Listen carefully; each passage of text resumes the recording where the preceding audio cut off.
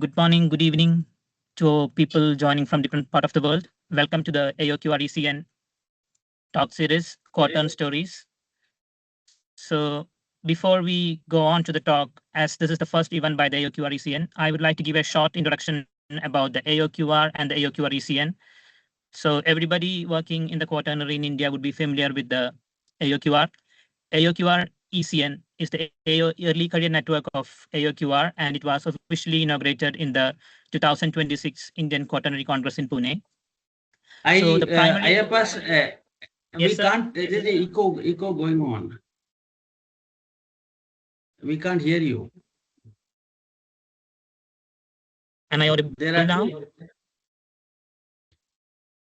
Somebody's cell phone is echoing, or can you put off the cell phone?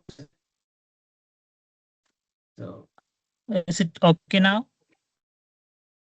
Better now. Let's see you speak and you sing. Yeah. So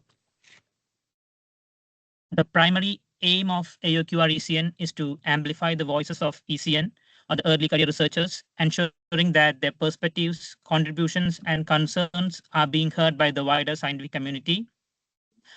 And also we aim to bridge the gap between the highly or big funded institutions and the smaller colleges and universities that does not have the resources or instrumentations. So this would be the main aim of AOQR ECN. We plan to achieve these things by a series of activities. So we would be starting with like a webinar series called the Quatern Stories. The AOQR ECN Quatern Stories would be a mix of talks from senior researchers and ECNs. This would give the PhD students or the early career researchers a good platform to share their ideas, their concerns, everything in like a very friendly and non-formal manner. So that's all about like the AOQR ECN webinar series or the Quatern Stories. Now about today's talk. So in today's academic landscape, the relentless pressure to publish or perish and the paper mill culture is being a big concern for all of the research community around the globe. Especially in many of the countries like India, there has been a very big surge in retractions, publication retractions since 2022. So it is so important for early career researchers to uphold their integrity and research ethics for performing good research and giving better outputs for the country and for the research world. So taking in that sense, we have Professor Ashok Singhvi with us today to talk about research ethics and the future. So research ethics is like a really big topic. So we won't be able to cover everything in like 1 hour on 1 hour. So we would be mostly talking about research ethics, and we can discuss it in the question and answer session. So even if it's like a very informal setting, I would like to set the stage for today's talk and invite Dr. Mallika Singhal to give the introduction about Dr. Singhvi. Welcome, Mallika. I invite you. Greetings to everyone. Am I audible? Yes. Yes. So, as a student of Professor Singhvi, it is a great personal privilege and honor for me to introduce our distinguished speaker today, Professor Ashok Kumar Singhvi. Professor Singhvi earned his PhD in nuclear physics from IIT Kanpur, and he currently serves as honorary scientist at Physical Research Laboratory as well as distinguished professor and Changjiang fellow at Shantou University, China. During his career, he has held several international fellowships, including Ford Foundation Fellow at Oxford and St. Louis, and Humboldt Fellow at Edinburgh, and Leverhulme Fellow at Sheffield, DFT Professor at Freiburg, and Academy Professor at South Polo, and Visiting Professor at USDS Denver.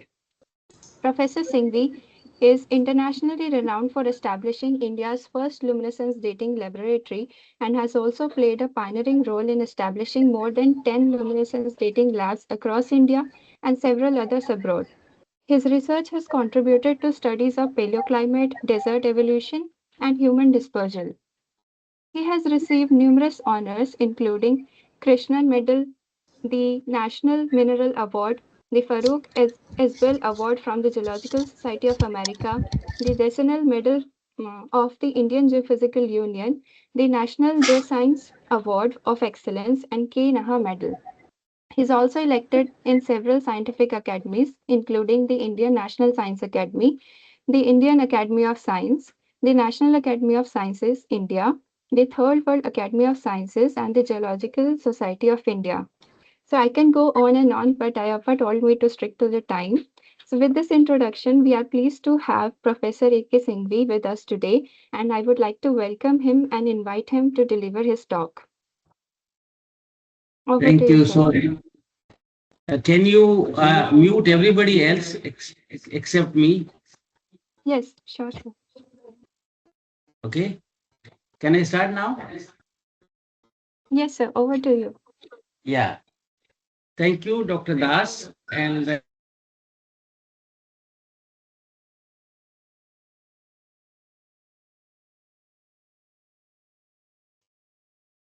can you unmute me? Yeah. Thank you, Malika and Dr. Das, for inviting me to give this talk. As also, I don't know what to do. I'm getting an echo. Wait a minute. Sir, that is because you are logged in from two devices. You should log out of one. Pardon? You are logged in from two devices. That's what I see. If you can log out from one, you will reduce the echo. I will try to do that.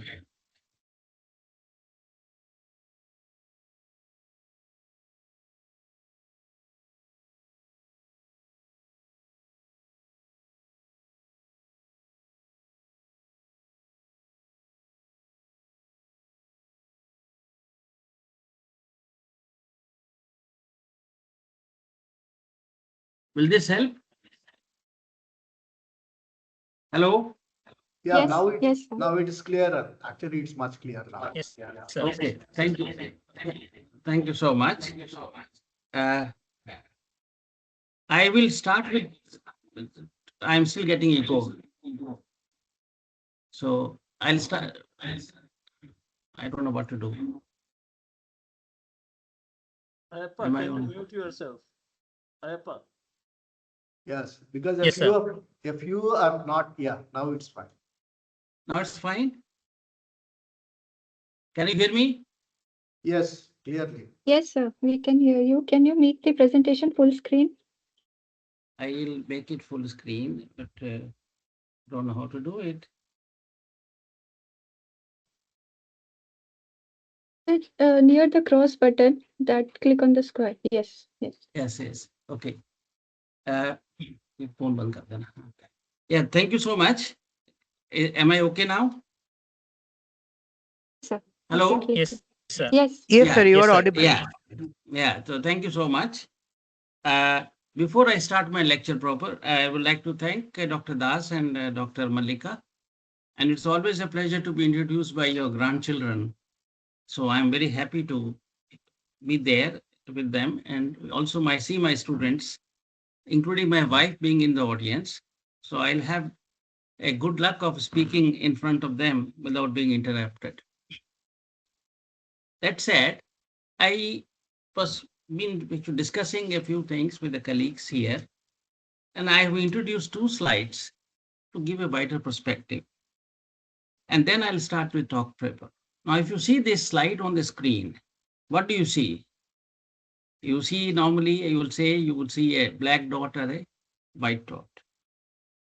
We miss out all the white which is around us. And we often look only at the black and the dot or the square, but we miss out omnipresent white things. And it's important that we focus in life on positive aspects, and which is a key to ethical and balanced conduct in life. We often get disappointed with small trivial things. One increment, one paper, one award, one recognition, one benefit. And then we take a recourse to some unethical conduct. That is not correct. And all my effort will be today to talk about various aspects, philosophical aspects of ethics and some practical aspects. But remember one thing, that the rare privilege and the joy of working in science has itself a reward. You don't need any recognitions, you don't need any petting, you don't need increments. And the key introspection we should have in our lives is to see on what are our priorities in science and how we can paint a nice canvas of new ideas. Come to the ethics, and I've shown the photographs of Das and Malika, which I got from the net. All the slides that I have are from the net, so I acknowledge a priori that all the information that I have is from the net or from articles which I've read. I'm right now located at the Shantou University, as was mentioned, and I thank Shantou University for the hosting me and the Ministry of Education for hosting me in China. Now, I'll try to paint a broader picture by saying what is the relationship between science, technology, and society, and why ethics has become an issue since 1945 onwards. Till 50 years ago, technology interfaced with society with the golden rule that it will not harm the man of today or tomorrow. We had steam engine, we had electricity, we had bulb, all of them had a local effect. They did not affect our long-term future. So the effect of technology was local, both in space and time, and we lived happily and slowly improved our lives. Excessive development of technology, in fact, I could give a talk only on this aspect, but excessive development of technology and its abject use gave the power to influence a manner in unending in time. Now, today, our actions are long-term actions. They have a long-term implication to come. It could be climate change, could be Anthropocene, could be autonomous, artificial intelligence, autonomous weapons, genetic engineering, and so on and so forth. All of them, we can make a change without even knowing the impact of the change in the coming centuries. But we do know that the changes will continue for coming centuries. So it's the magnitude of harm that we may or may not cause requires a vigilance of various kinds. And that is ethics.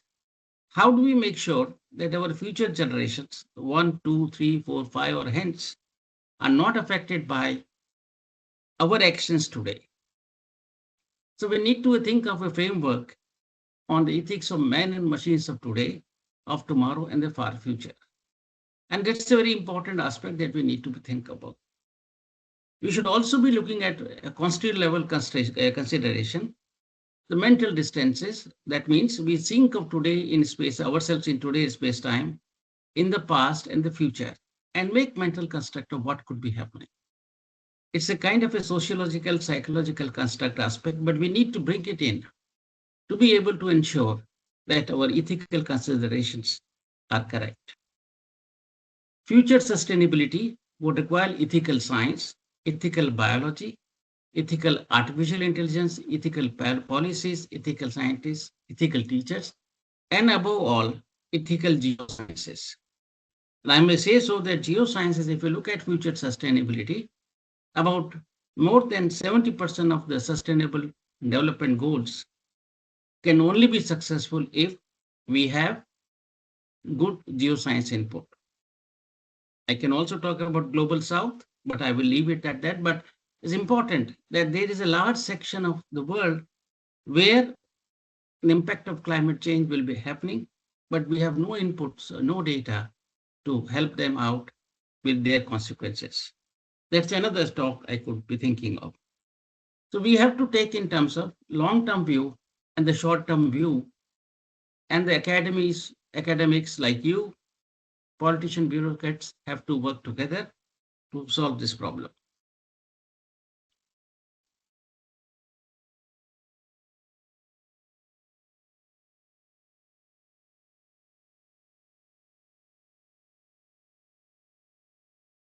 Not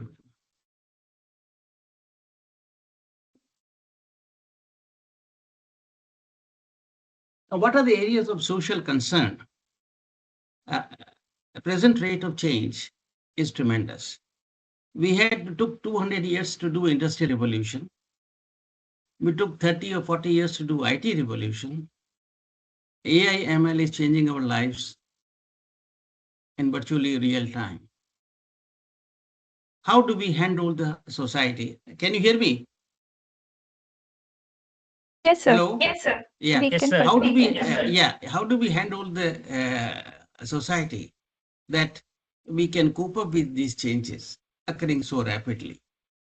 And that these changes are not misused by a few greedy persons in real time. How do you secure safe transitions from an analog childhood to a digital old age? And we all face these problems. I face it myself. There is an issue of artificial intelligence eating up the future of jobs. How do we ensure that our children are agile and adaptable to changing technologies? What should be the education model? And you all as academicians have to think about an education model that will cope up with changing technology. Is our education sufficient to prepare our children for the future? Currently, in India especially, there's a low educational base. Africa is another. Half the world is very low educational base. The human mind can be hacked. There's the issue of post-truth and fake news. I will not go into, but tremendous post-truth and fake news are going on. And 90% that you see on your WhatsApp is fake. And we still get carried away with that. That's a very serious change in the entropy of the society. How do we ensure that every human being has a dignity and has an autonomy of decision? How do we ensure that they have a sustainable security in terms of food, water, shelter, and of course, some comforts if they can? Every country today has two nations in one nation. One is economically forward and backward, and economically backward. One is educated, other is not educated. One has an access to internet and other has access to no internet. These are two countries in each country created in the last 20 years. And this is a serious discord in the growth of any society, that half the people are out of a certain benefit which others have. The students with e-link today are much better educated than students in the villages who have no education and no e-link. How do we handle that situation is important, and you all as the future academicians of the country will have to think about these issues and probably grapple with them. We are connected and disconnected. Earlier we could meet in person and talk it over, but now we have media controlling us. Our entropy increases very drastically because we get information by the minute. And the entire social fabric today is strained like never before. And local issues are now blown up as a global concern through fake news, internet, and IPR issues. So these are the issues that we need to be worried about before we go further. My talk would be essentially dependent on these books and numerous articles. If you do a work search ethics on the net, you will get a few million hits or 30 million hits or something of that sort. But the hits are there, but not many follow ethics, and not many even realize what is ethical and what is not ethical. I would essentially concern with the ethics in science, but I'll try to again giving you some broader perspective.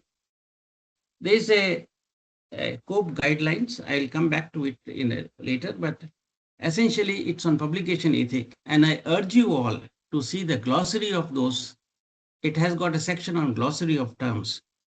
It's extremely educative, and each one of you should spend maybe half a day or so seeing this glossary and trying to internalize and understand the meaning of those things. One of the important part of why one becomes unethical is there's a pressure on individuals to survive in academia. Publish or perish, pressure to shine, pressure to be socially recognized. I think these are pressures that we all go with through. And somehow we have now reached a stage that we focus more on quantity and publication matrices H index, I-10 index, C2 index, whatever, then the real quality of research.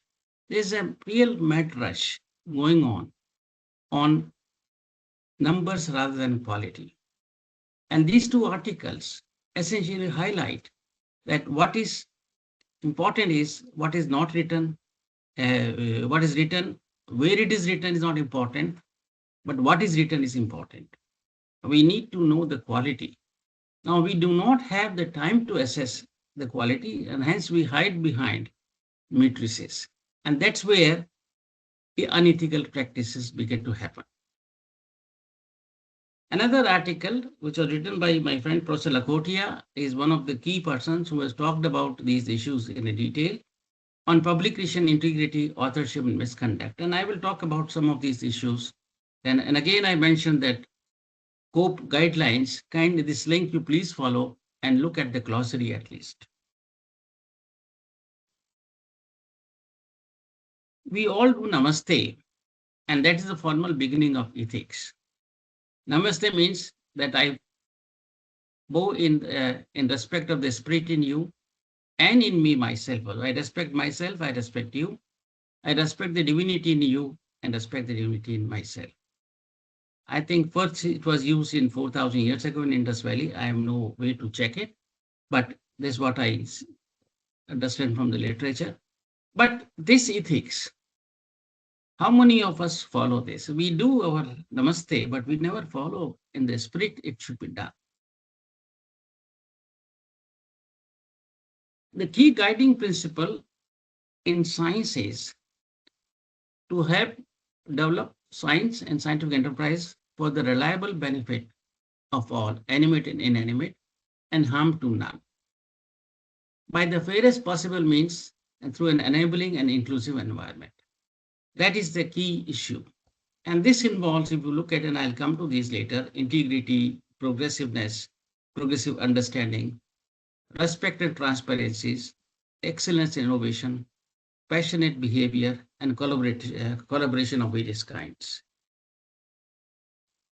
Ethical conduct has to be a way of life. And until you live as a scientist, your profession sensu stricto, you cannot be ethical. You either live ethically 24/7 or you do not.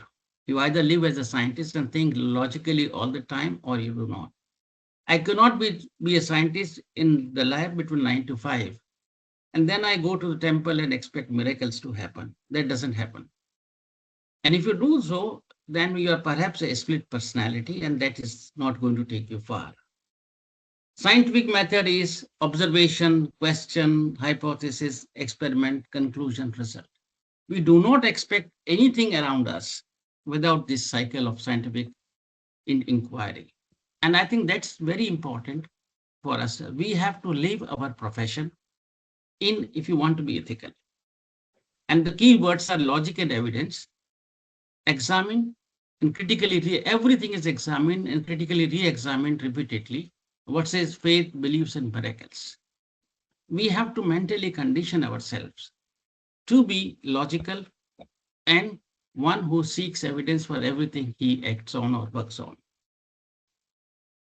Now, how ethical or unethical we are, I'll give you some examples just to make your mood light, but not respecting the needs and rights of others due to either ignorance or incompetence or brazen authority. We all drive on the wrong side, jump on the queues. We talk during the seminars, and I'm sure many of us, you are now looking at phones, and which is called, there's a word called fubbing in this, arriving late at the meetings. We take the dogs to walk and not clean their poo. We burst crackers in the weddings, and all these issues that were there. We are unwatchful when somebody is doing misconduct. Humko kya karna hai? Somebody is doing wrong things in the lab. We are unwatchful. We don't report. I think that's not correct. Misuse of services. In India, Pakistan matches, all the hospitals were booked because the hotel rooms were expensive. So everybody booked a hospital room for full checkup. The checkup did not happen, but they got a room at half the cost, 1/10 the cost. Listen, if you have done anything of that sort, then you will find that you are not qualified to be a scientist. your conduct has to be 24/7 ethical. We all, and since I belong to luminescence, I like to give you an example of how ethical is the physics of ethics. You have an atom, and you will find this atom is a free atom, can go around anywhere. You put a field, it will flow around.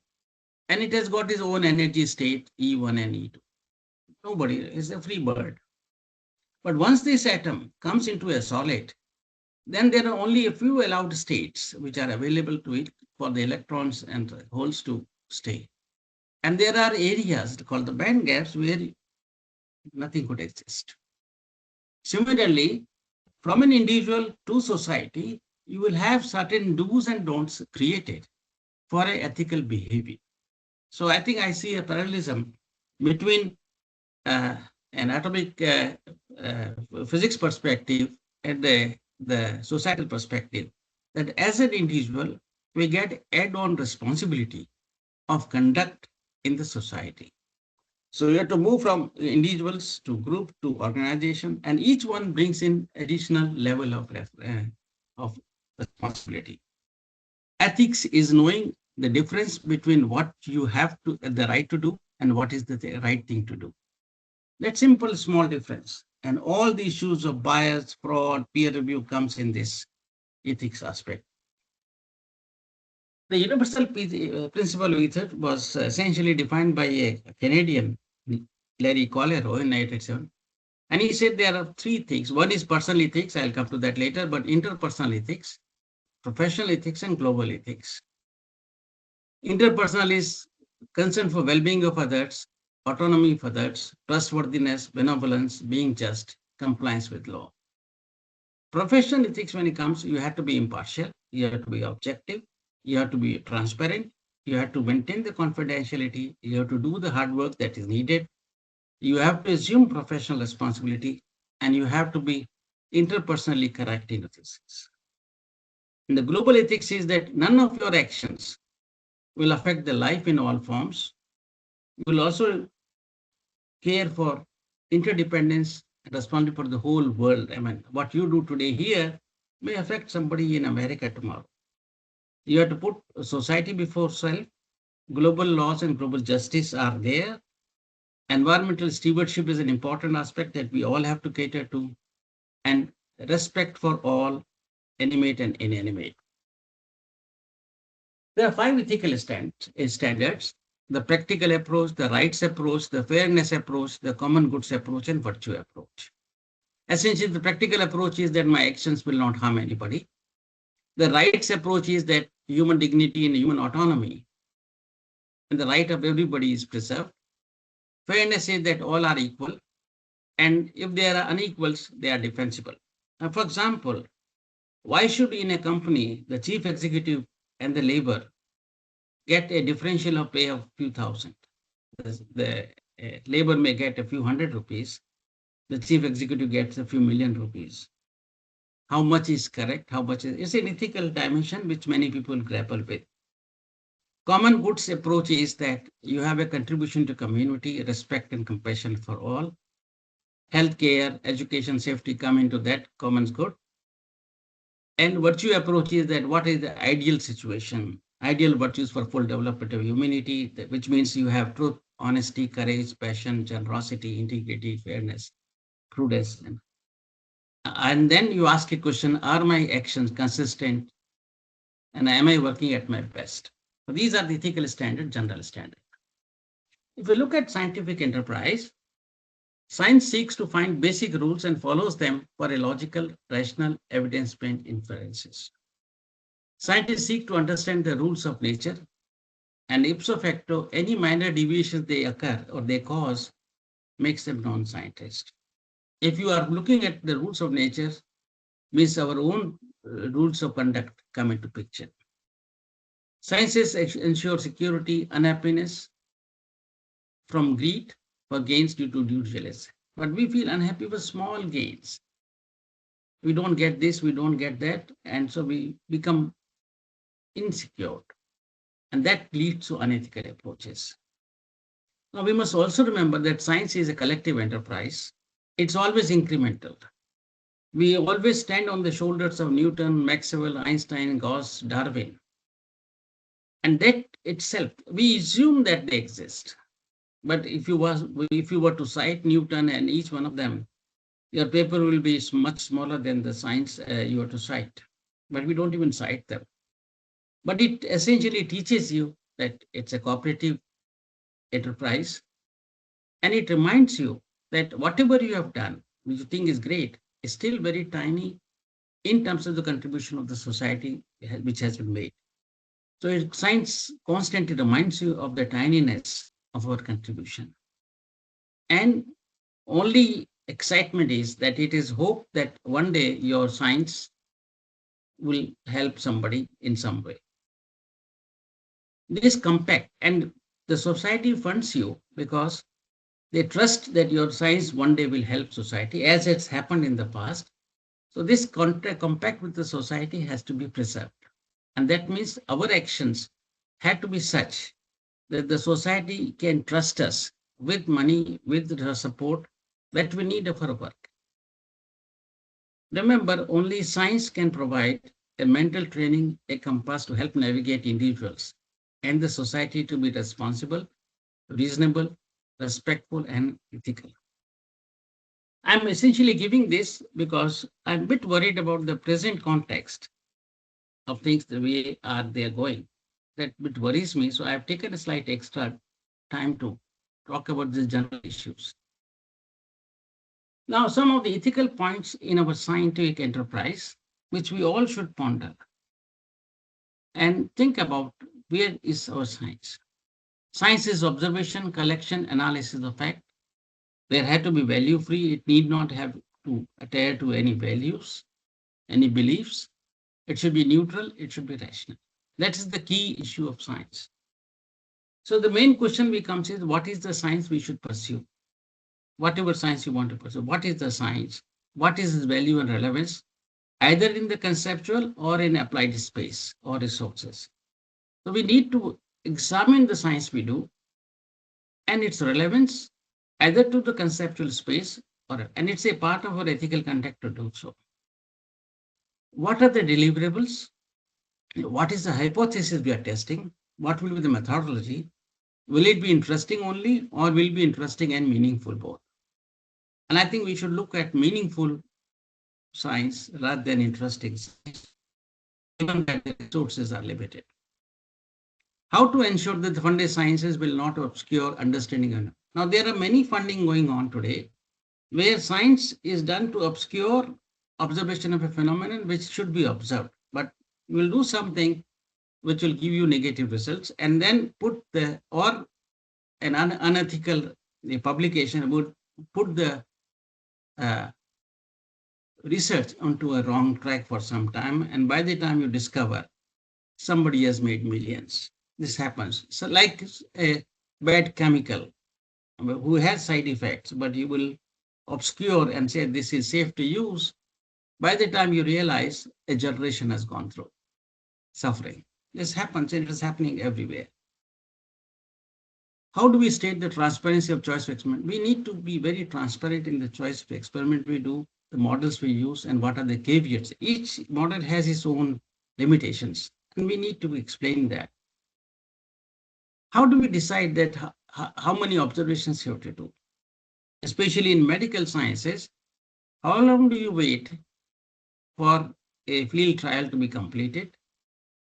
And whether it's too soon or too long, it's a very serious question, and we need to think about it. What is a sufficient input that will allow you to take a judicious policy decision? And that is an ethical aspect of science. And when you make a recommendation, you can always make a recommendation of model A versus model B versus model C, and state the reasons of choice of A, B, C for somebody else to evaluate your recommendations. So each of the science that you do should have a policy recommendation, and that should also have a various structured layered response of 1, 2, 3, 4, 5. And so anybody can evaluate which are the options he can choose from.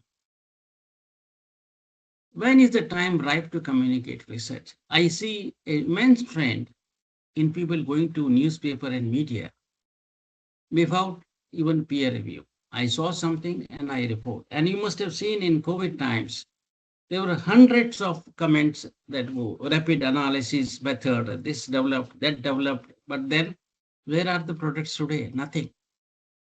These are timely publications to gain some name, but that does not help in the long run. These also are used tactics as is a tactic that is used to influence decisions, which is not correct. Those who make decisions should be careful that maybe you are one of them, that you are not carried away by a report in the newspaper or the social media. Your results from public money should not bring business gain to you. So if you misinform on the potential economic gains to you because of a publicly funded research, is unethical. Ethics in publication, I'll talk about it. Evaluation administration, I'll not talk about, but there are issues of conflict of interest and ecosystem of excellence. How do you create them? Outreach, again, I'll come to it later. The core areas of research misconduct are four. Fabrication, falsification, plagiarism, and data. And I will deal with it in some detail. One is fabrication is that you essentially create an experimental mechanism which will give you the desired result. Not easy to catch, but you will get the desired results. Publication misconduct would be that you have an undeserved authorship, and I'll come to these issues. Personal misconduct, inappropriate personal behavior, and peer review abuse. I will not go into these things because you would have read it, but I will leave it for you to read these details. But falsification is essentially deliberate distortion of data. You ignore a data point, or you can extrapolate the way you like it without a proper causal mechanism. So that is falsification, that you essentially try to arrive at a result which your data does not support as of now. Plagiarism is essentially copying from other people, and there are many forms of plagiarism. I'll come to it. And data not preserved is equally bad. Now, let's talk about ethics of students, ECR, and supervisors. And obviously, these aspects of discipline, feedback, communication, innovation is coming. There's an interesting book which I have shared, I think, with Dr. Das. So if not, I'll share it. You may want to read for your good. Firstly, aspect of research scholars, PDF, faculty, general ethical and training issues. The choice of research topic and supervisor should be mutual. It should be student-led. Forcing a student to work with the supervisor to work on a problem is as unethical as a student expecting a spoon feeding from the mentor. It's a journey to be taken together and should be based on sincere mutual respect. And I see this happening quite often. Students complaining about something, oh, my supervisor doesn't give me a problem, is unethical, as well as a supervisor forcing in tumko ye karna padega, wo bhi galat. The two things, both are not correct. The freedom of the choice of the topic is both to supervisor and PDF or the student, but it should align with the student institutional mandate. You cannot go and work in PRL and say, I'll work on cow dung. Nothing will happen. No, that's not correct. I have the machines, I can do the no. It has to be aligning with the student institutional mandate. There's a part of ethical content. You need to seek originality and innovation. You have to have a clarity of what is the hypothesis I'm testing, what will be the output in terms of societal or intellectual impact. Where will I make a dent? Of course, you don't know much in science. You have surprises, but a roadmap to arrive at a certain conclusion should be clearly defined. It's unethical to train students in incremental science. Remember, you're not training a technician. Many labs I see have used students to create technicians versus scientists. They are two separate entities. Technicians do something, scientists are where they think and interpret the data in a more meaningful manner. So do you want a training of only data handling, or you want a wholesome training of various kinds where they prepare a leader for the future? I talk about flirt. The student should flirt means follow literature in related themes. I think that's very important that the student should look around and see, make connections of their present work with the future potential possibilities. I think a student has to be alive to these things. The student should also participate in the administration and finance aspect of the laboratory he works with. It's equally a part of his training. At least one chapter has to be by the student on his own, if not more. But it's important that a student learns to learn to swim himself while he's working. For thesis, it is good to avoid bandwagon areas for ease funding and quick results. I have seen this happening. Climate change, COVID. In COVID, I think there were some several 30,000 or 50,000 in 6 months. And each one ended up with a PhD because nobody has the data to check it. But they are all quick buck without training.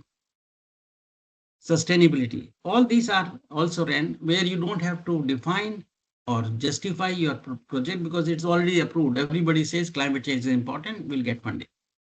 But that does not give you a good training because there are already thousands of people working in this area and you are only one more stamp collector. So you have a fair sense of good work, and every single thesis on global change will have nice slides because they are all from the web. And I see I made a good presentation, but that's not my work. It's somebody else's work. A false sense of training and good training comes in, and that has to be guarded against. It's unethical that we leave students with a false sense of being good. IPR of a thesis topic. The intellectual property of a thesis is generally of supervisor if the topic has largely been developed with his help. That is, should be very clear that it is the IPR of the supervisor. But if the student has already found his own thesis, yes, it is his IPR, but that supervisor will be kind enough to grant him. It will be to continue with the same theme, same problem, will not be a great idea. It's a scientific hierarchy because you are essentially going to compete with your supervisor who has got 10, 15 years of experience and thinking process behind it. You will never compete with him. So one has to be very clear that there has to be a newness in what you do as a postdoc and subsequently. Post PhD and PDF and ECR must strive to create a new world, paint a new canvas, and create new dimensions. Your PhD is only a training. Hello. PhD is only a training, and the rest is you should learn how to swim. I can throw you in the Atlantic Ocean, and I know you'll come back to India swimming well. You learn to swim, and it's for you and your imagination to work with. In fact, I have shown this photograph here of Robert Frost, and that is his poem, True Roads Diverge in the Wood, and I took the less traveled ones, and that made all the difference. You look for issues and problems where not many people are working, but interesting physics-wise. I think that's where the real science and real excitement will come. You will have many heartburns, you will have many anxious moments of the results not being able to interpret, but one day you will strike a goal which will take you through all your life. So I think look for the road which is less traveled by. Don't go for conventional, well-beaten tracks. Remember, research costs money. So the student should learn and be taught prudence with resources, societal relevance, and scientific excellence. I think every penny that you spend, you should ask yourself, will you spend the money if you have to do it yourself? If not, then don't spend it. So I think we need to be very prudent with the resources that we have to spend and we do that. It's somebody's money, hard money that we're spending. remember also negative result is a result and should be reported. Failed experiment should be reported as well, because failed experiments are also precursor to discoveries. If you report a failed experiment, you know you have essentially shown that a approach X does not work, and which is an important result, and which will avoid many others spending time on this. So if you look at the economics of reporting failed experiment, it's tremendous economics. It makes enormous sense to make sure that others don't fall into the same category. You must remember also PhD is a training, not a marriage. You must devote your doctoral and postdoctoral work to start afresh, and as I said, paint your canvas and create your own world. Student and supervisor are essentially professional colleagues. Use of unpublished ideas learned as a reviewer from seminars or discussions is unethical. That's very important. So you'll be talking to hundreds of people, but if you use any idea that comes out of somebody else, and you quickly come and you write a paper, it's not correct. And there are examples in the history where people even got Nobel Prizes based on such ideas, and where people have shared, they have just learnt about it. I'll not name the people, but one of them are Indians, and who suffered, for example, great Indian who suffered because he showed his result to somebody, and he went ahead and did small experiment and published and got a Nobel Prize. And this man who did all the theory and conceptualization was left high and dry. Important part is that good and safe laboratory practices are important, and clear laboratory records are important. Every single data that you purchase has costed money and should be kept so that it is archivable, it is interpolable, and there is a certain control, access, and ownership of the data. This data belongs to the laboratory.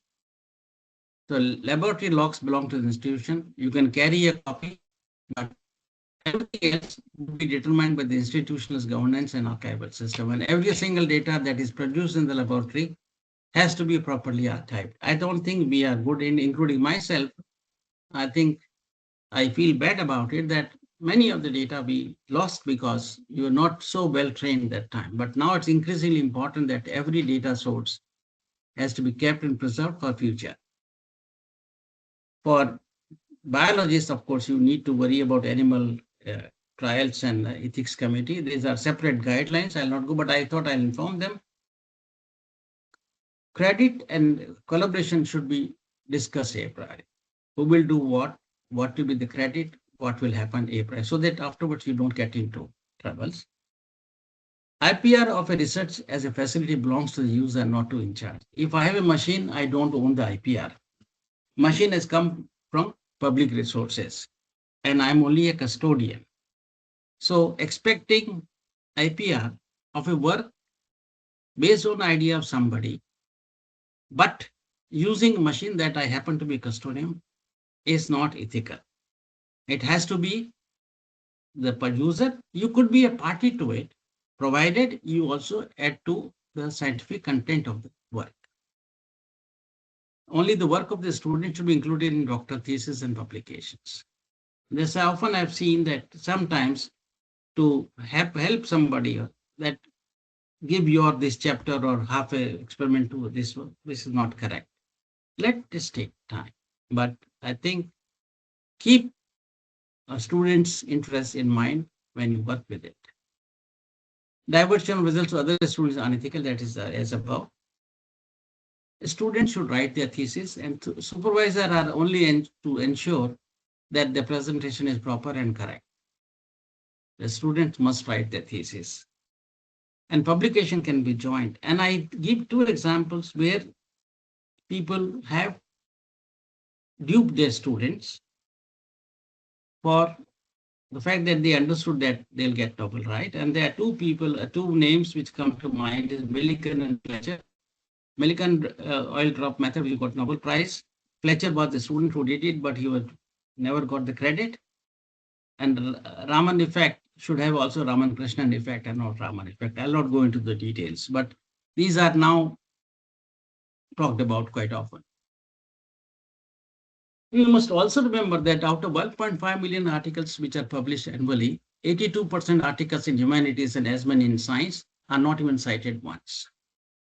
In science, an average citation is about less than 10. Only less than 10 persons read your article. And given that some articles are cited extensively, it implies that large number of articles are not seen. So it's an ethical duty to make sure that you write a science which people see. And you make sure that you do a science which people are able to relate to in terms of a conceptual or a translation advance. Universities, individuals need to encourage and engage in outreach. We should also convince the people that what we are doing is good science. So there is outreach component, I'll come to it in a minute, but it's important for our science.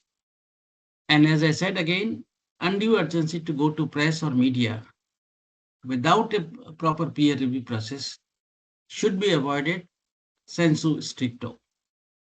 Need to focus on quality than quantity. Every paper should have a relevant statement of how this paper enhances the science. And I think this we should make it a habit that we, with the abstract, we write a relevant statement where I can tell my mother, my father, the taxpayer, what is the relevance of my science in terms of conceptual advance, in terms of translation advance, in terms of some development, which he can be proud of. I think that's very important, and we should think in terms of relevant statement as a part of our ethical conduct of using public money. Now, International Committee of Medical and Journal Editors have given guidelines on authorship, and authorship requires contribution, drafting or revising aspect, final approval and accountability. So until you have made a substantial contribution to the conceptual design, data acquisition analysis, you don't qualify to be author. You should also be involved with drafting and revision. You should always be involved with final approval, and you should be accept accountability of every single data that's produced. Being an author is not an honor, but it's a responsibility that you take of every single word, every single data that is being presented in the paper. I think which is what does not qualify as authorship is merely providing space, instrument, funding, general supervision, technical. They don't justify as technical space. Individuals not meeting any of those criteria, but have contributed in terms of technical or other help can be acknowledged, but they don't require authorship for this purpose. And offering a wrong authorship to a wrong person is equally unethical as ignoring somebody who has done something and you're ignoring that. So either way, it should be careful. There are two types of authors. Corresponding authors communicate, handles the peer review and the publication process, takes the consent of all, and is responsible for every single data, every single fact that is present in the paper. Co-author contributes to the research, shares accountability. Accountability shared by all, remember that. Is involved with drafting and design. So they are very clearly defined norms now. Ethical consideration comes honorary on guest authorship, listing anyone who did not contribute. For example, the departmental head. This is improper. They should not be done, should not be sought, and should not be, and I'll give you a slide in a minute, is not ethical. Ghost authorship, that means you omit a person who has made substantial authorship, is also improved. काम तो किया चलो छोड़ देते हैं उसको नहीं. Be honest, give everybody his due.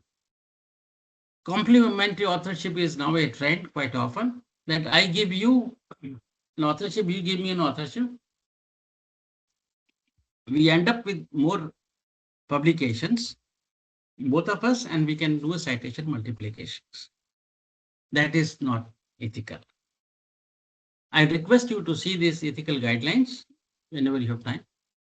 Nature conducted a survey in 2018, and they found that there are 9,000 authors with 72 publications per year. In fact, I was in a review committee where I found that there are people with 100 papers per year, being candidates for certain recognitions. And I simply turned them down because physically it is impossible for anybody to write 100 papers. So they were acting as publication octopuses, that they wanted names in every single department or every single colleague who is there, because they are the bosses. So they coined the word octopuses. This is an octopus where you pick up something from each group and add to your kitty. That is unethical. It's unethical to demand even there. Many times people demand that humko to author banana padega tumko, but that's not good. And you need to be a bit firm on this issue, because these eventually compromise careers of people. I think it's a good practice to add a contribution of each author, say fair, and I'll come to in a minute, and state the contribution explicitly in terms of percentage and details. Seniors, directors, heads of institutions should avoid being publication octopuses as a part of ethical governance. There's ways of citation, and some cartoons I got, citation inflation reviews authorship detail. This fellow says all my research is original because I only looked up at Wikipedia. And so my looking at Wikipedia makes it original. He says he's seeking for citation so that his citations improve. If you torture your data too much, you can get the result you want. So don't torture your data. Say what you get, which is obvious within a reasonable, logical, statistical analysis.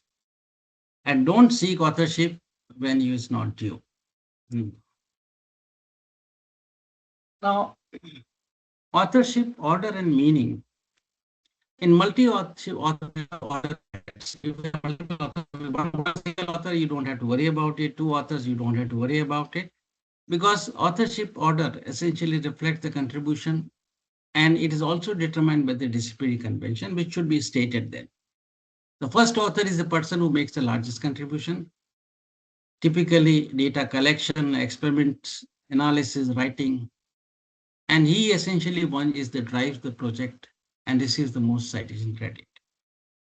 The middle three authors are those who contribute and help the primary author to complete the study. The last author would be the senior investigator, the supervisor, who is responsible for overall design and funding. And the last position often is the position of scientific leadership, that he is the person who did it, but the real hard work was done by the first author. So this should be understood and implemented very clearly to start with. Corresponding author handles submission, correspondence, post-publication communication.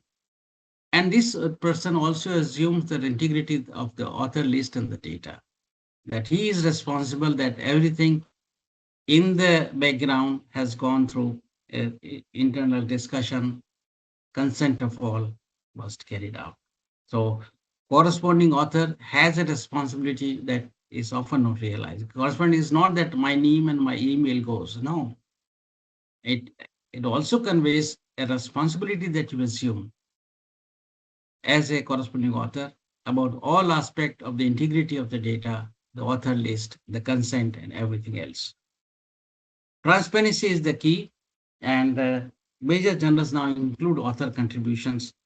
And this is something called credit taxonomy. I'll show you in a second, which recognizes 14 standard roles for conceptualization, methodology, validation, writing, original draft, and supervision. So the credit taxonomy, I'll not go into the detail, but conceptualization of the problem, data curation, analysis, interpretation, writing, original draft, writing review, and supervision. These are the 6 headings you should mention for the author who has done what, and then give credit, and then if possible give fractional credit of percentage or whatever you like. But the credit taxonomy aspects have been very well defined in the literature. Kindly look at it. Authorship implies responsibility and ownership of science. All authors are fully and equally responsible for the content of publication. I have seen cases in India recently where they found some fabrication done, and the supervisor conveniently put everything on the student and it was thrown out. I think that was wrong because institute also made a mistake of doing that, because supervisor should be fired first, then the student, because he is senior, he is more experienced. So I think must know very clearly as supervisor, as student, that each one of us as authors are responsible and equally responsible. So if I put my name, I should be careful that I have checked every single detail that I need to check before my name. Your name is worth $1 billion. You don't want to lose this. So kindly be very sure that when you seek an authorship, you have done all the due diligence of being an author. There should be a concurrence on the sequence of authorship. Everybody should be happy about it, and each one would be acknowledged accordingly. You should also acknowledge the important studies and contribution of other people who are not authors, but they have contributed, should be acknowledged. You should also cite all the references which you have used. Don't hide any references because your work essentially confirms that. No, don't hide it. Say very clearly, because if you don't say it, somebody else will say it anyway. So please acknowledge all inputs, academic input from within and existing literature today, including funding agencies, all those are known to you, and any conflict of interest should be stated very clearly. And this comes in financial interest of various kinds, and that has to be very clearly stated. Nowadays, most of the journals seek this kind of information. Another aspect of author essay is that multiple submission of the same manuscript is unethical. Many times people submit the same paper with slight changes in two papers. Ki chalo ek to nikal jayega. That is unethical. Salami publications are unethical. Salami is that the one study is cut into 4 slices, 4 parts, and 4 papers are made out of one. That is not correct. You have to have a comprehensive study and present it as one. Don't try to subdivide a good study into 4 small studies just because the numbers will increase. Duplications, reorganization, reformulation will come if you do salami publications, and this is not true. Publication of any publicly funded work is public property, so you cannot seek any commercial benefit out of it. Publishing in predatory journals that publish anything on payment without peer review is unethical. And that is something where India has excelled quite a bit. But I think any journal seeking payment for publication is to be discouraged. I have noticed that many of the very reputed journals also will not accept your paper, but will recommend that you can go to our sister journal, Scientific Reports, for example. You pay some $2,000 and get published. According to me, if you have to pay for your publication, it's unethical. I mean, we are still fighting it out for article publication charges, but it's a waste of public money. And if your science is good, you can publish anywhere and it will one day be recognized. It may take time, but it will be recognized. But kindly don't pay your precious taxpayer money for any publication charges. Suggesting collaborators. Friends, as a review is unethical. In fact, I know the cases where people have created artificial referees, artificial biodatas, and recommended them as a reviewer. So the mail comes to them only, and they write the review of their own paper. This has happened, and that's why that is unethical. And I'll come to artificial intelligence, but injudicious use of artificial intelligence is also not correct. India is, of course, known for its predatory journals, retraction, and citation multiplication. So we have to be careful about it. There are many types of plagiarism. I'll not go into the details, but essentially from copying a part or a full of an idea to copying a part of a full of a text to a misleading change of images, all kinds of changes. Anything that you do to manipulate the data that you put in the paper and do not give due credit is plagiarism.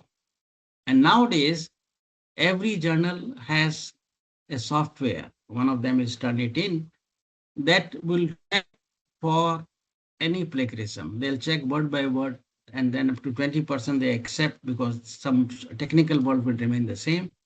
But you will be really caught. So kindly look at all these aspects of plagiarism: replication plagiarism, idea plagiarism, self-plagiarism. Your own paper recycled 10 times is not allowed, and salami publications. So small changes, you write another paper. Small changes, write another paper. Don't do that. All this is to be seriously discussed, and I think Lakoti has done a good job in discussing this in this paper, which is probably open access. Look at that. Ethical responsibility of a literature search. You should always use more than one search engine. If you use only Google Scholar, remember it misses most of the regional journals. Number two is a search function is such that once you search, it will keep on inducing biases in its search. So it's not neutral. You have to supplement Google Scholar, which is our baseline, with some other areas like Directory of Open Access Journals and Journal Online Project of International Science Congress, that council that essentially allows you to look at work of regional level, regional countries. Many of the Indians have gone to international, but it is becoming a kind of a mess here. And we need to look at DOAJ or Journal Online Project to make sure that nobody remotely has worked on it and it's not accessible in a global journal set. So your ethical aspect of search would be that you look at all possible sources about a work that you are going to conduct. Of course, you are not obliged to search everything, physically impossible, but there has to be a clear rationale for search. You should also record search strategies. What are the terms you use for searches and what were the dates of search? Because every day something new comes in. And this could be mentioned in somewhere in the paper. So it will tell you the effectiveness and the scope of your search that you conducted. You should also verify that whether the material that you have searched online is reliable by looking through retraction watch. Many of the papers are retracted, but they are not being seen in any of the databases because it takes time for this to happen. So you should look at retraction watch very regularly so that you know that the paper you're going to cite or use has not been retracted for false information. And you won't waste time therefore. Many searches, you have large amount of data that you can ever read. You type one word and there are 100 papers coming, you really physically cannot read. So you have to choose what you read, and you have to choose across journals, across papers to get a kind of a wider perspective of what you are going to analyze. And that's the important part of it. If you only choose some journals which suits you, it's not ethical. You have to read ethically and cite only what you have read. Many times we have cited papers without reading them. वो किताब है उसने लिखा, we also cite it. Don't do that. Cite only if you have read it, if you have understood that paper, because sometimes your nuances in that paper or argument may be missed by somebody, but you may catch it. So I think it's important that you only cite those papers which you have read. Skim reading, cherry picking just to see some thumbnail reading is not correct, because you may just miss out on the key nuances of the argument, the reasoning of the author, and you may unnecessarily either ignore him or criticize him without even understanding what he has done. So these are the ethical aspect of literature search that you need to think about. Ethical review would focus on what is done and its possible impact, not the missing item. When you submit a manuscript here, it goes through so many people trying to kill it. But you will survive, it is accepted. These are the referees, the editors, all are there to kill you. But There are good people who will look at the positives of the work you've done.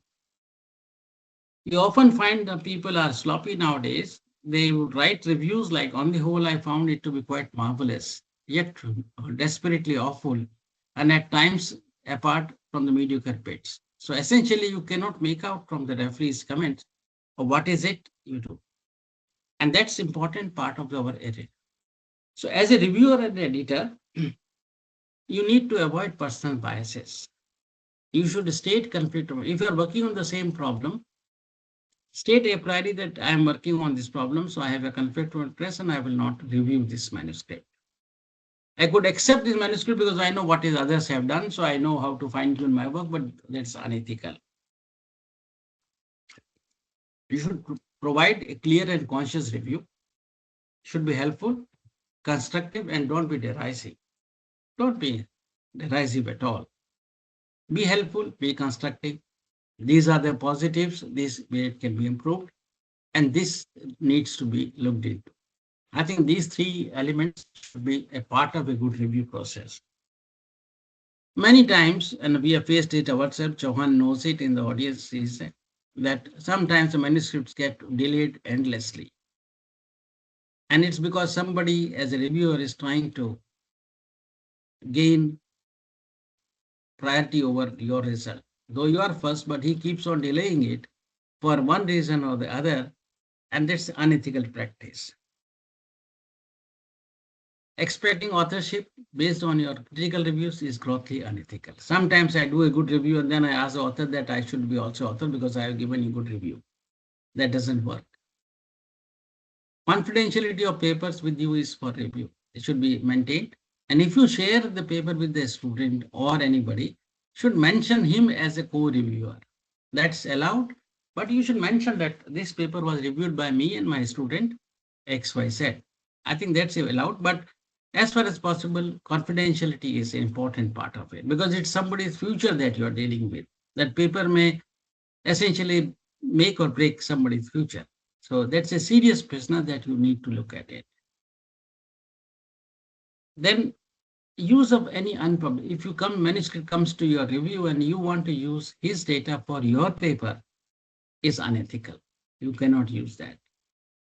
So you have to wait till the paper is accepted, published, and then you use it, no problems. But otherwise, the privilege that you have in accessing a paper, which allows you to access the data, is not correct.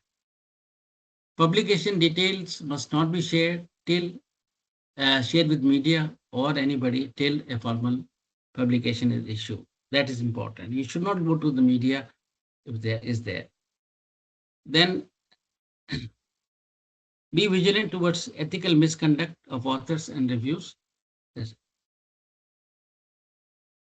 Artificial intelligence is now on the roll, and this is the paper which was written by a total set of artificial intelligence, is a large language models, experiment, then it does the idea generation, does the experiment all on computer, then experiments are verified, and then you write a paper. And this paper was accepted in Nature or somewhere. So this is the key artificial intelligence. And now you can, for $10 a month, you can get access to almost all the softwares you need for this. Now, these may seduce towards injudicious use for research and publications. Many lead to a publication with peer reviews, and they accept it because it goes through. It has everything. But the truth that your science is AI generated will emerge one day. And this will kill your credibility totally. So it's important to know that use of AI should be stated as effectively as possible. I'm sorry, I'm shooting my time, but I'll take another 5 minutes or so. So I have listed here the ethical use of AI in research. You must mention how you have used AI in your work. Is it only to polish text or translate section?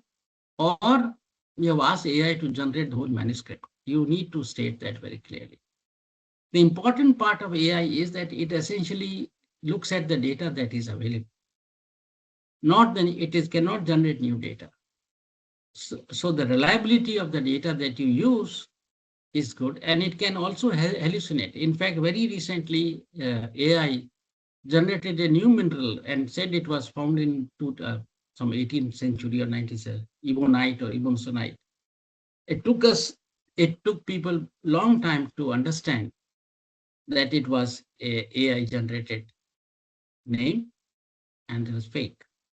But it wasted so much of resources, and the amount of money that is wasted on such a thing is close to a few $1 billion a year.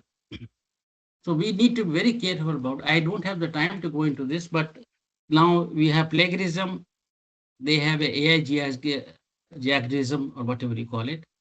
All kinds of things are there. But important thing in AI is that you should be able to know that the data source is secure and complete. Now, these are two things which you will never be able to ascertain. AI should be used only as a skill assistant, not a collaborator. It can help with the labor of writing, but the intellectual heavy lifting has to be by your own. So the intellectual component, no, you write a manuscript, ask AI to polish, no problem, but state that which software you use. But don't use AI to generate ideas for you. I'll not go into this, but a very nice paper has come on AI ethics in geosciences, and I will urge you to read this. I don't have the time to go through this, but I'll finish it. Similarly, there are guidelines which essentially talk about field ethics and sampling. What are the ethical aspects of field sampling? I will leave it. I'm sharing these slides with you so you can do it. But in India, we now need a national policy of archival of samples data. Every single data that we have, any sample we collect, should be archived somewhere. We did make a policy, but it is sitting somewhere in the Ministry of Earth Sciences. We made it 5 years ago. What should be the data policies? What should be the archival mechanism so that any sample that has been taken out once is available to others for recheck, reuse, or a new idea to be tested on. This we need to have. But I think we need to understand the ethics of geoscience sampling. Similarly, scientific data, I will again urge you to read that this paper in Nature recently on aspect of care and fair, that the data is findable, accessible, interpolable, reasonable. And this will give you how important is the data curation that we need to carry out. We don't do that. We need to have seminars on these issues regularly. Finally, India is one of the papers where we have lots of retractions. Although absolute term, China has the highest number of Iran is the highest, but China has the highest publication. India is very high in terms of retraction per 1,000. Is only 4th in the world, the retraction per 1,000. That has to go. And again, I want to repeat that please avoid paying journals for your publications. Any international journal and I get put off because somebody has published it and you have taken as easier route. Publish your idea, your grant, your hard work, your interpretation, and somebody else wants to own the IPR. That doesn't sound correct. So kindly be very careful in spending money. Go to a normal standard journal which will not charge you money, which has a good peer review process. A peer review process is good because it allows you to somebody's views on how your work stands.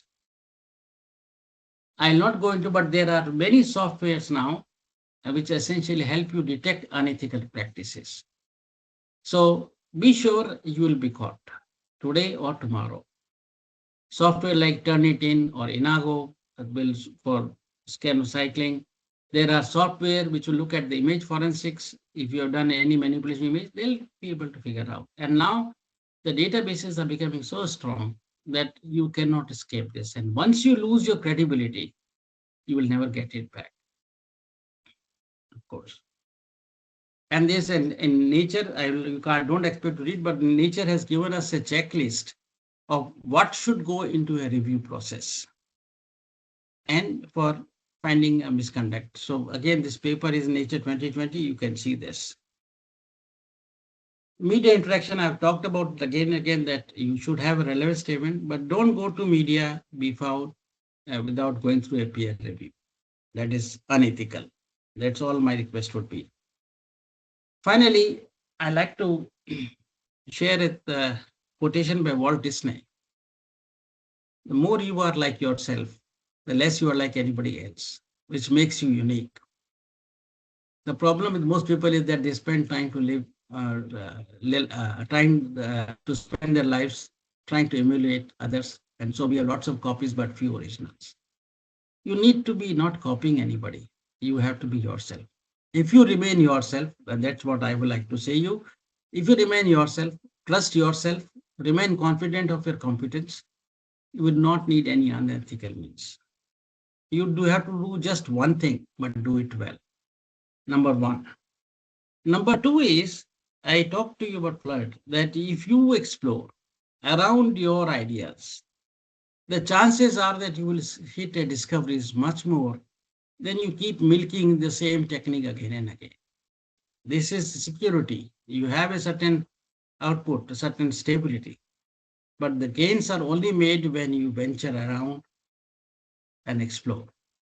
So kindly flirt, kindly spend an hour a day flirting around, not in the outside, but in the lab, in the library, and see where you get into.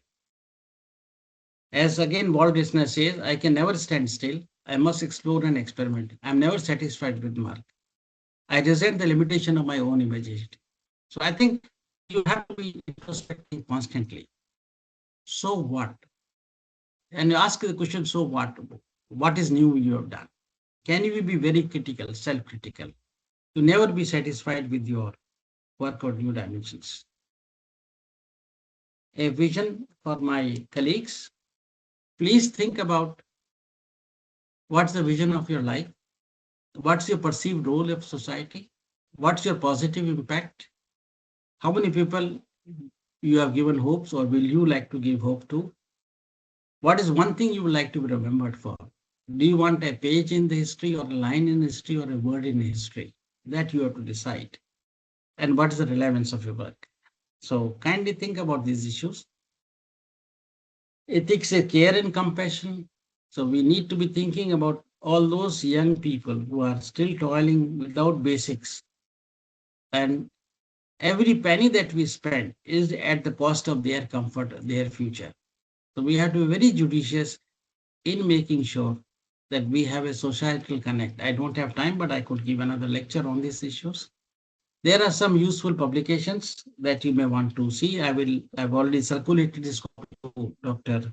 Malika and Ayyappa Das. They'll come to you kindly. But this article of IUGS, Artificial Intelligence in Geosciences, is absolutely fantastic reading.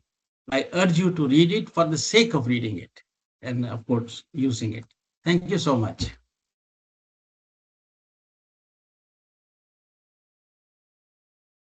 Thank Hello? you, Professor Singhvi. Yes, as always, Professor Singhvi is so updated than all of us, like the all other young ECNs. I'm always amused how good he presents things, and that's why we wanted Dr. Singhvi to present like our inaugural talk. And he has always made the presentations very understandable, easy, and relatable. We know like research ethics is like a very big topic, and it is hard to summarize everything in just 1 hour. Although we have gone a bit over time, I can still see more than 60 participants in our webinar. That shows how much they are interested, and also the name of Dr. Singhvi. This also reminds us that research ethics is not just a topic that we take up in our starting of a PhD as a coursework, but it's something that we need to follow, uphold, and promote throughout our courses and careers and beyond. So now it's open to questions. We can quickly have 3 or 5 questions. So you can unmute yourself and ask the questions. I can see Professor Banerjee in the audience. I'm scared now.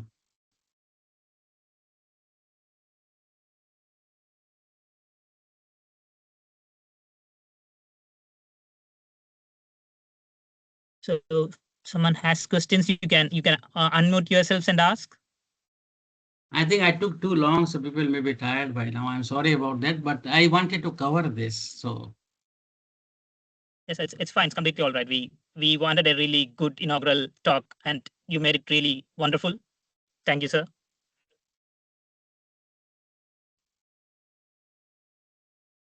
I think Banerjee sir is speaking something, but he is muted. Oh, let's see. Malika, can you unmute?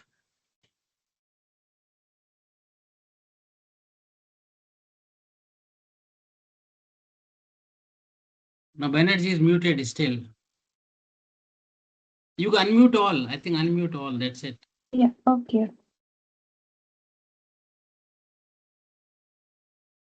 Malika doesn't like anybody to speak. That's not the case. Just a second.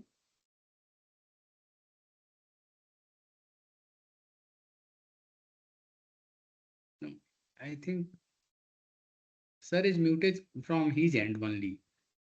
Sir, Yeah. Banerjee, are you muted by yourself? Banerjee, are you muted by yourself?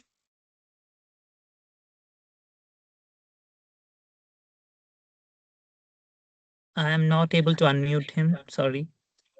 Yeah, me neither.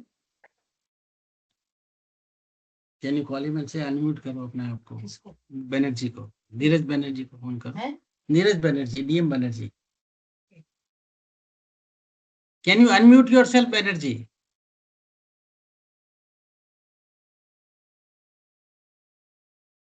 Anybody else with the meantime? My wife is calling him, so. Good evening, sir. Yes. Sir, I have a query. Good afternoon. Yes. Good evening, sir. I am Dr. Atul from Northeastern Hill University, Shillong. Atul, how are you? Sir, I am fine, sir. Sir, I have one query. Let's say I am working on something which is not published. So I presented that work in a conference. So can I represent that work somewhere else, like it is ethical or like? No. Conference is okay. Conference publications are okay. You can publish them. Maybe you want to mention that this paper was also presented at conference XYZ. Yes. So you can give a reference to the conference that this paper was presented. Conference publications it's still an open domain. You have that flexibility. So you should be able to.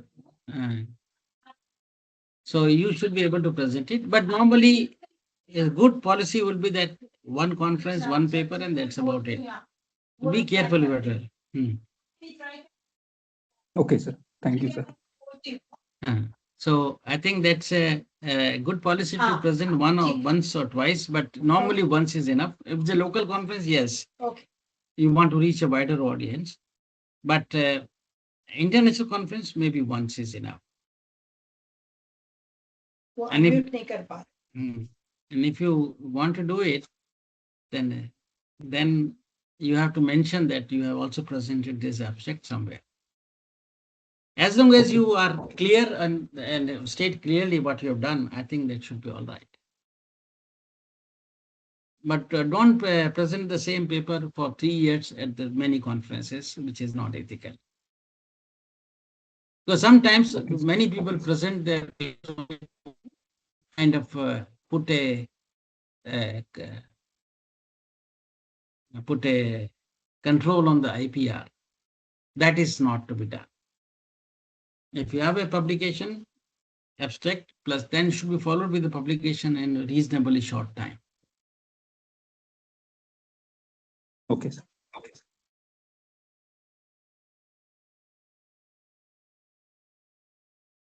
Hello, sir.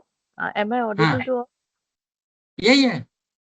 So this is Dr. Samya Homne from Department of Geology, Nagpur University. Sir, Yes. I'm having a little query that subject-wise, the impact factor of journals are also very much variable. Like physics, pharmacy, they are having a huge impact factor, whereas the journals in geosciences have very less impact factor because the readers or the person who are interested in research in earth sciences, they are comparatively less as compared to the pharmacy. Okay. And Okay. so likewise the citations and likewise you have talked about the IH means item index, H index.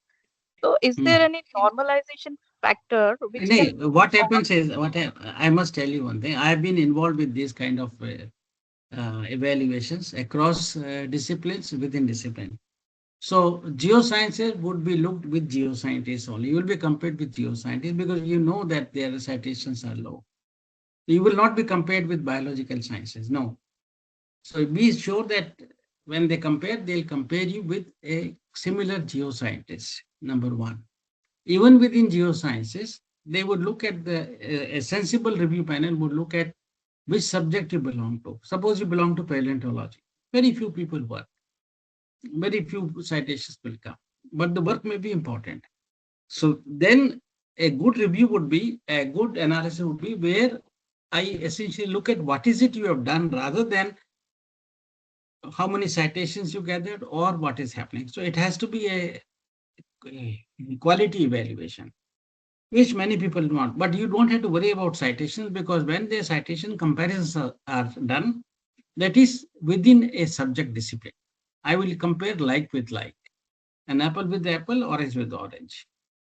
So you don't have to worry about whether the biological sciences or the physical sciences have higher citations. We need not be too worried about it. yes, sir, it's true. But some certain awards and things like we have to apply somewhere where in the university, Yeah, then you apply anywhere, but if the university is sensible, otherwise you have to sensitize them that citations are only one thing of evaluation. And the way you write your work should be very compelling, number one. And number two is people should compare a geologist with a geologist, a paleontologist with a paleontologist, and see what is best. So you can make a mention that this work in terms of citations are low, but these are comparable to XYZ citations in the country. If you want to be very but sure about yeah, thank you, sir. But lastly, I want your honest advice as what you will suggest the qualitative work or the quantitative work, because quantity wise we are lagging a lot behind. Like myself, I'm talking about myself, my I index, my H index. no, I I understand that the constraints you people work with, everybody in India works with. I think we need to be careful about quality. Quantity should be second priority.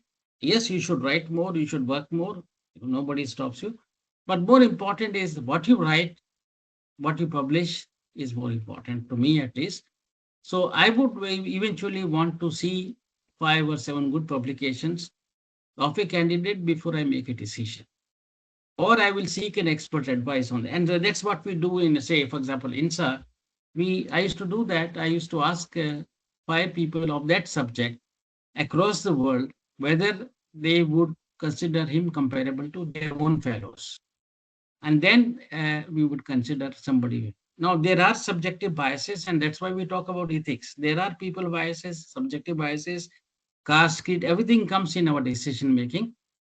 And that's why we are talking about ethics. But in terms of scientific content, I think focus on the quality. Everything else will follow. One good paper in Nature or one good paper in any of the good paleontological journal would automatically fetch your attention, and that's all it is. So thank I you, sir. would still always request you to focus more on science, what is new. As I said, introspect every day. So what have I done? How do I convince my father that I've done exciting science? If you can convince your father about your exciting science, I think you have done your job. Thank you, sir. Thank you. We have 2 hands up. So I can see Shandy Papu ma'am has a question. Ma'am, can you please unmute yourself?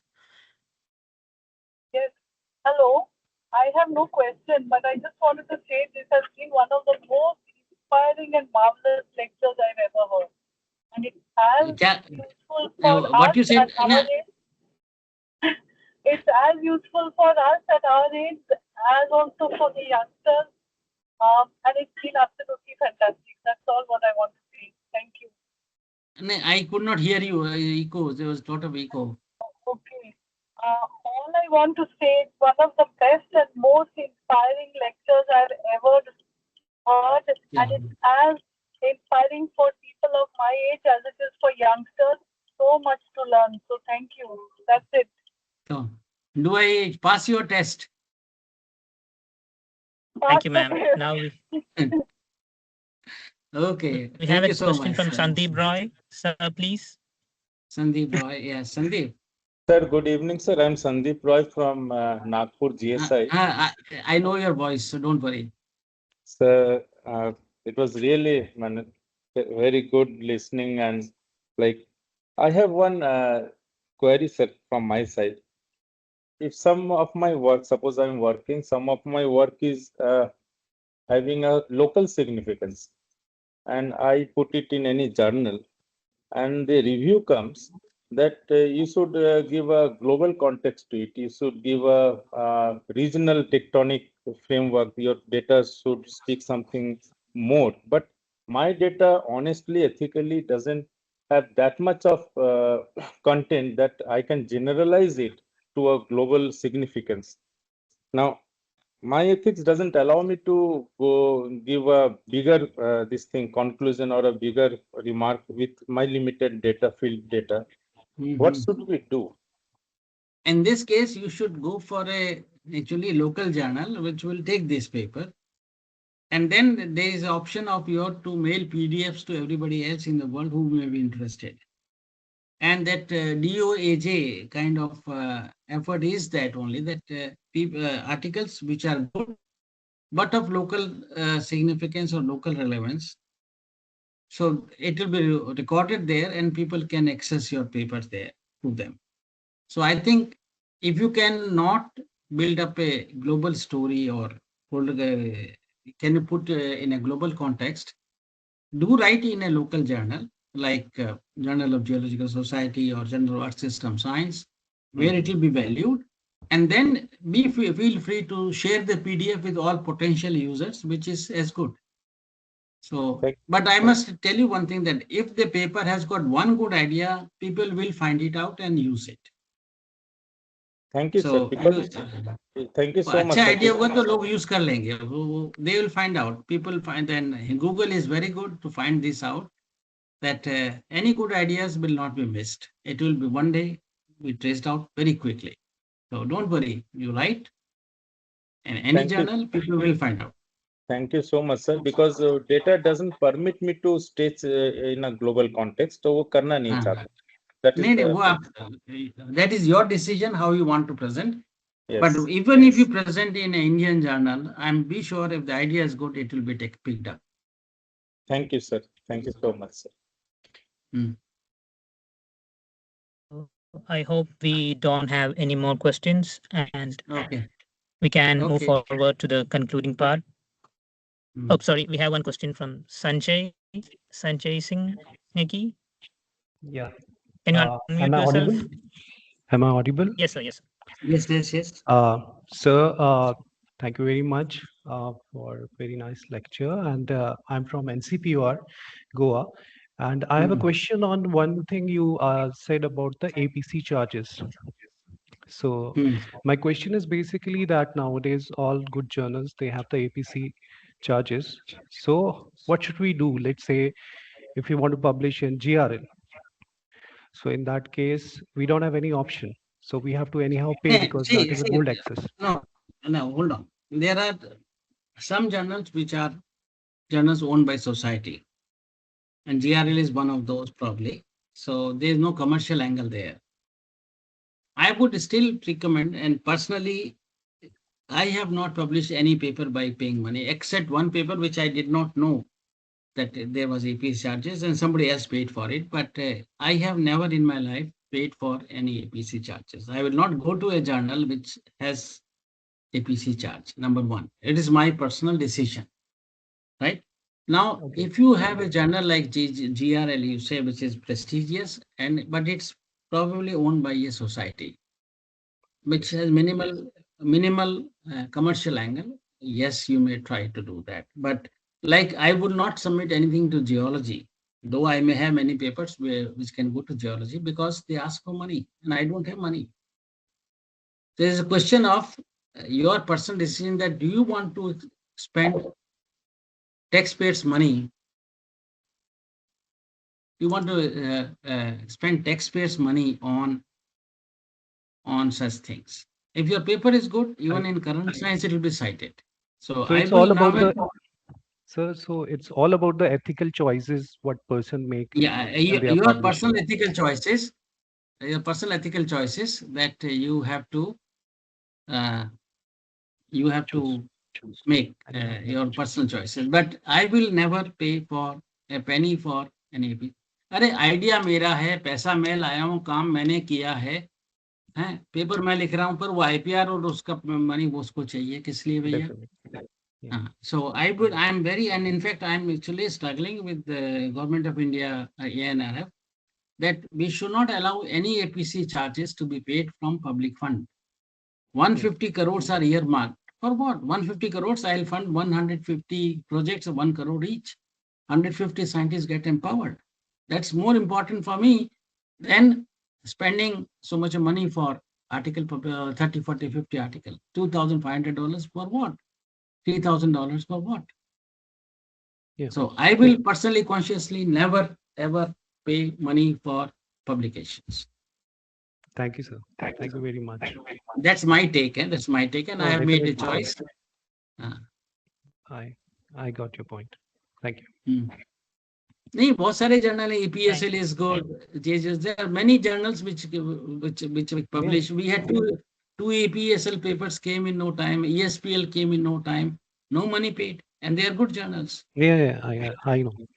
I recently made a publication in EPSL, and I was expecting that something would appraise me, that something with the charges, but there was nothing. So I was very happy in that case. Yeah. So But if I go with because I'm a geophysicist, and if we go for the seismological research letters or something like that, anyhow, it's a basic geophysical journal, especially working on the seismological aspects. So there we have to pay anyhow. So how? So that is not evaluated on that basis, that whether we should go for but such kind of a my journal. submission is that I know this is a vicious circle, but don't go after the sex appeal of a journal. Go after the fact that you are not going to pay, and then choose the best journal. If your paper in science is good, the world will notice it one day, very soon. One of our papers in current science with Madhav, thesis problem, which could have gone to geology, we sent to current science. It has been cited 70, 80 times already in current science. So people find out. Good work, people find out. So don't be too obsessed with the name of the journal or something. Just be obsessed with good science that you're submitting and present it well. That's it. Thank you very much. So we can have one more quick question from Dheeraj Banerjee, if Singhvi sir is okay with that. Yes. But he's muted. Yeah, please, Dheeraj Banerjee, please unmute yourself for your question.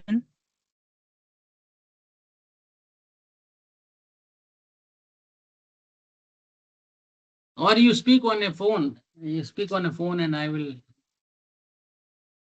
You can ring me up. Yeah. Can you please unmute yourself? Can you unmute yourself, Banerjee? Now, you see on your laptop, you will see on the top there is an unmute button. The F keys are there on the. No, you see F keys में एक unmute होगा.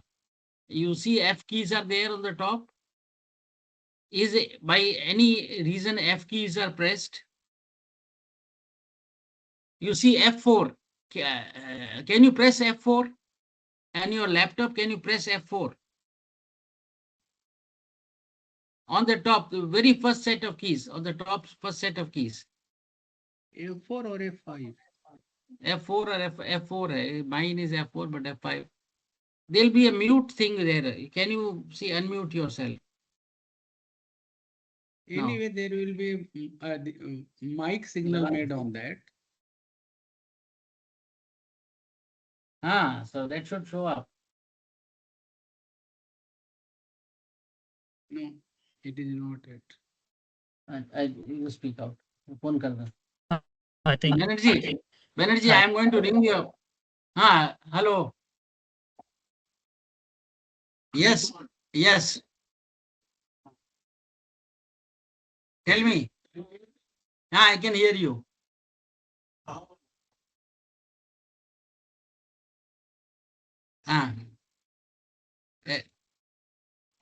Okay. You speak up.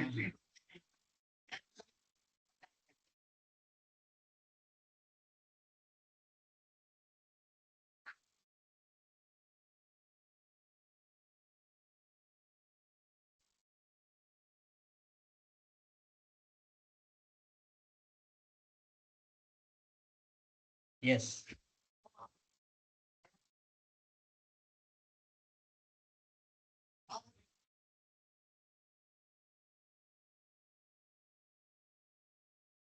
So did you got his question?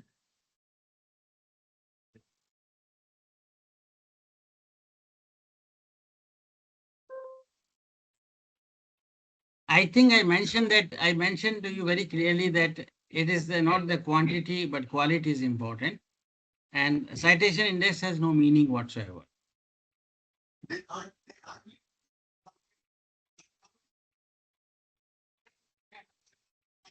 Yes.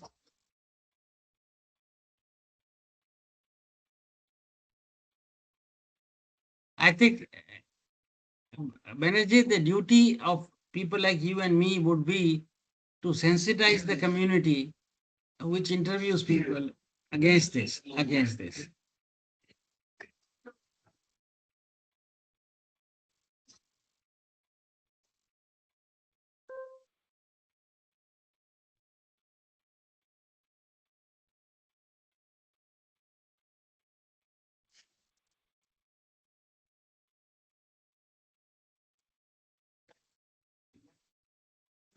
But it is something which we'll have to educate people about the importance. And I think Dr. Lakhotia has been doing a great service in this respect.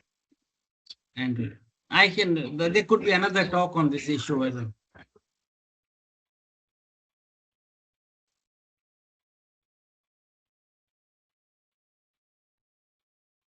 Sir, the Rome was not built in a day. We have to keep trying till, wind erosion. I believe in wind erosion. That we keep trying. One day the rock will erode. Okay. Thank you so much. Thank you. Were you able to hear? Everybody was able to hear him? No, sir. Can you No, sir. repeat the question We for were able to hear everyone? your responses. The question was that there is an undue emphasis on the citation indices. Banerjee, 1 second. I will. You were saying something? Okay. What he was saying is that there is undue emphasis on citation indices in interviews, and that should be controlled and that should be taken care of.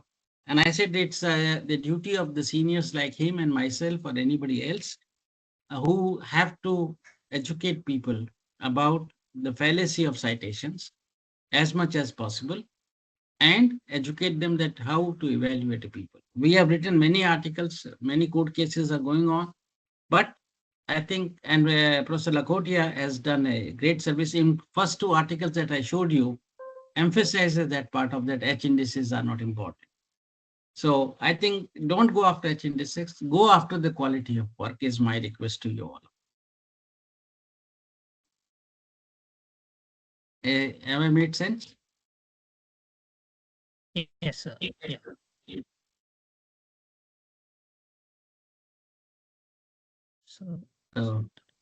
So I think we are done with the questions now, and we are a bit over the time.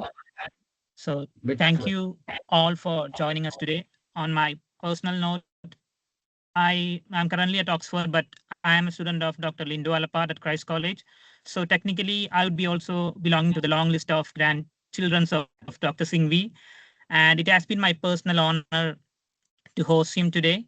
So I thank Dr. Singhvi who has agreed to give a talk for us and promptly replied to everything we have been asking.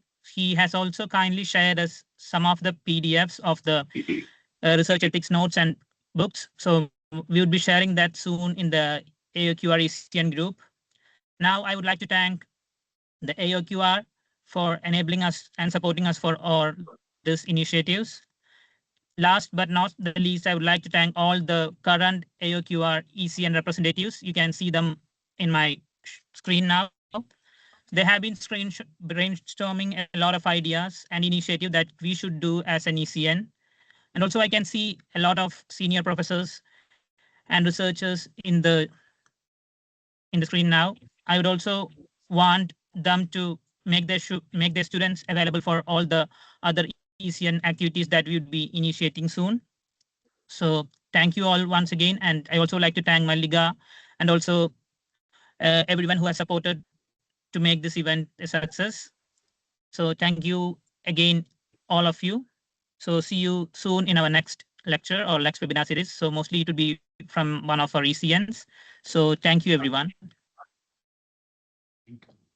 Thank you for the honor you gave me. Thank you so much. Thank you, sir. Thank you, sir. Thank you so Thank much. you, sir. Good night. Thank you. Thank you, sir. Good night for me. Good evening for you. Yes, sir. Bye. Ciao. Bye, sir. Bye, sir. Thank you.